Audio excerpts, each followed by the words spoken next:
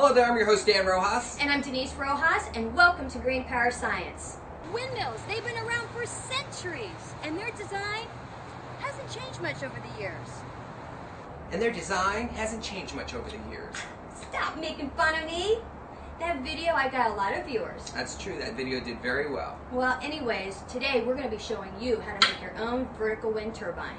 That's right, all you have to do is go to our website, greenpowerscience.com, go to the donate section, and kindly donate $149.90. Dan? Oh, I'm sorry. Donate $49.95 and I will send you the plans. No, we're not. We're going to be doing it for free. Actually, we will be doing it for free. The economy is bad, and we want to give everybody something to appreciate. Something to do yourself. The only thing that I want you to do is to be very careful because we're going to be using some power tools. Some of the techniques that we're going to show are advanced techniques, so if you're not familiar with table saws and miter saws, don't run out and buy one and try this stuff right away. Get some practice, read all the manuals, and if you know someone who's skilled with power tools that may be able to help you, that's a good option. Anyways, we're going to get started. We're going to be making a vertical wind turbine. The one that we're going to be making is about 3 foot in diameter, and it's going to be roughly 3.5 feet tall. Let's get started. All right. The first thing you want to do is start off with a nice clean sheet of plywood. This piece of plywood's 15-30 seconds, or just about 1/2 inch thick. You don't want to go much thinner than that because you'll get warping. Now, this piece is 8 foot long and it's about 30 inches wide, so we're going to do 3 30-inch pieces. You need 3 for this turbine design. You can use a 4x8 sheet of plywood, cut it in half, and you'll have 2 48s to make a really large circle. But you do need 3. Now, we're going to get cutting on this, and I'm going to show you how to cut a perfect circle, and we'll go from there. Do it.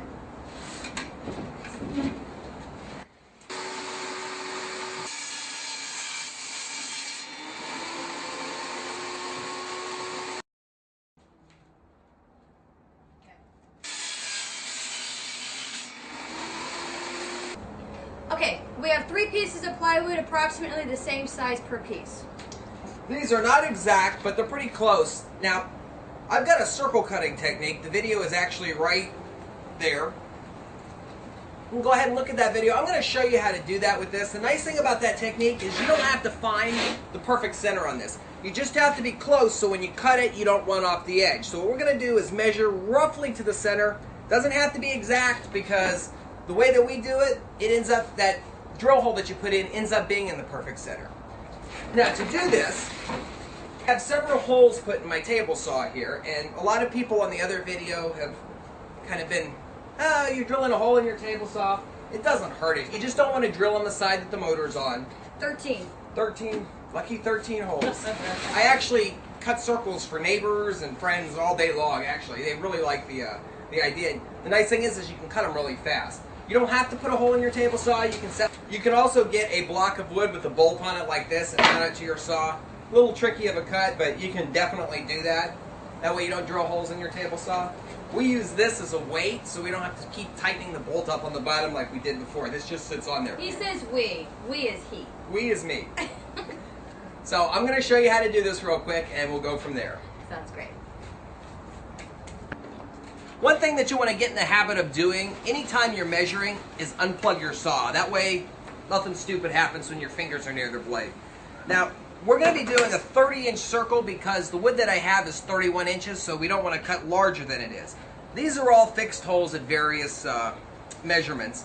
So since you're going to be turning this, you want to double whatever this size is. So to get a 30-inch cut, we're going to need this set to 15 inches. Now this outer one that's on here actually can be moved. The one thing that you want to make 100% sure of if you do use this out here is that you use something additional to clamp it down, because even though these saws are pretty good, it can push in like that, and if that happens while you're cutting, you may as well throw that piece of wood away. So we got to get this set to 15 inches, and I'm just going to use some pressure clamps to make sure that that doesn't slide in, because it does that even with the clamp. Anyways, here we go. Right now what I've done is I've marked an X in the middle. This is roughly the center point. You don't have to be perfectly centered again. You just want to make sure you don't run off of the edge. We're going to take a 1/4-inch drill bit and we're going to come off to the edge of the table and I'm going to drill a hole right in the middle there. You got it, Denise? Sure do. All right, here we go.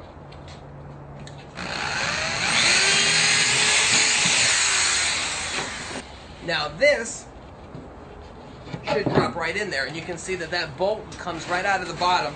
Now all we do is put that on there. Here's the cool part. I'm going to drop the blade all the way down.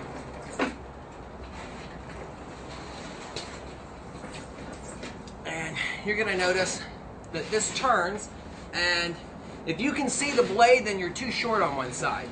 So this rotates all the way around like this. Now, for those of you not familiar with this little trick, here you go. Alright, you want to make sure you have your safety goggles on, and you definitely have to have a push stick. Never do this without a push stick. Basically, you put your blade all the way down, and then you start to raise it till you hear it touching the wood. You don't want to go too deep because it'll actually start pulling this. And then you just rotate against the blade. Gradually raise your blade each time you bring around the full 360-degree turn. So here goes.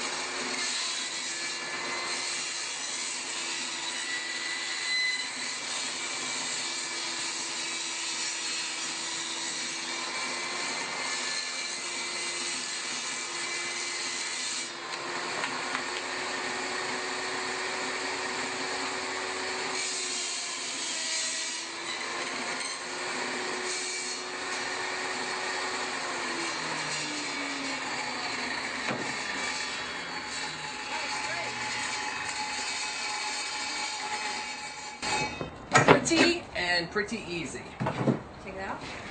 Wow. And you can see we went right to the edge on that one. That is so cool to look at. So here is an absolutely perfect circle. You don't have to, there's other techniques that people have where they slide it back and forth and cut it about 800 times and put their fingers really close to the blade. I was never within a foot of the blade with my hands at any time. The only real danger with this is that you try to do too much at one time and the blade could actually start spinning this. If you go up slow, I'm going to show you what happens. The blade actually gradually, because it's a flat blade, so there's no way that it's going to cut a circle. So what it does is it gradually chips away the outer side. So you start here, it can do that, it can do that, it can do that. You just work your way up. It usually takes about 4 turns per half inch. So we're going to do this 2 more times, so we have 3 of these. Now, once you have your first one done, you can basically take the circle. That way, you saw how close I came to that one edge. That was right on, like, I mean, another quarter.